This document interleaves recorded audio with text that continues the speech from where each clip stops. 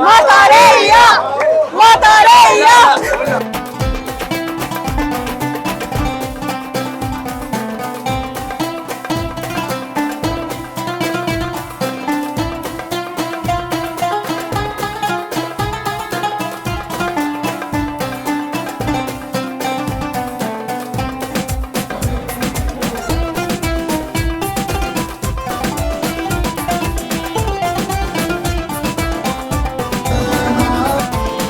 وبدأ التحضير لأكبر إفطار في مصر، إفطار المطرية.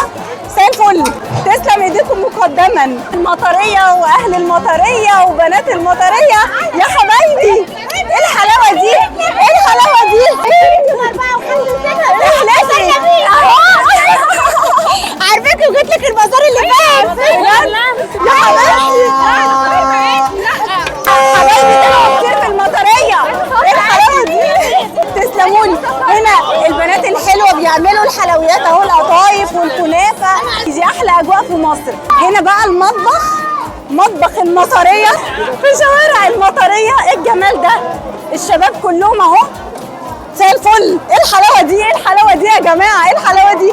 تسلم ايديكم. انا مبسوطة قوي ان انا معاكم السنة دي والله. مطرية مطرية. بصوا هنا اللي بيخلص بيطلعوه على طول. عايشكم معانا كده الاجواء والكواليس. تسلم ايديكم، ده انتوا بصوا مشرفينا والله العظيم.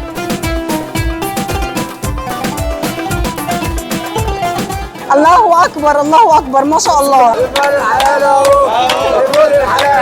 انت جميله، كل سنه وانتم طيبين. اهل المطريه بقى هنا فاتحين بيوتهم لكل الناس ما شاء الله. عاملين ايه؟ ايه المفاجأة؟ في كل مكان. شايفين المائدة من فوق؟ فرجوني. الله حلو قوي.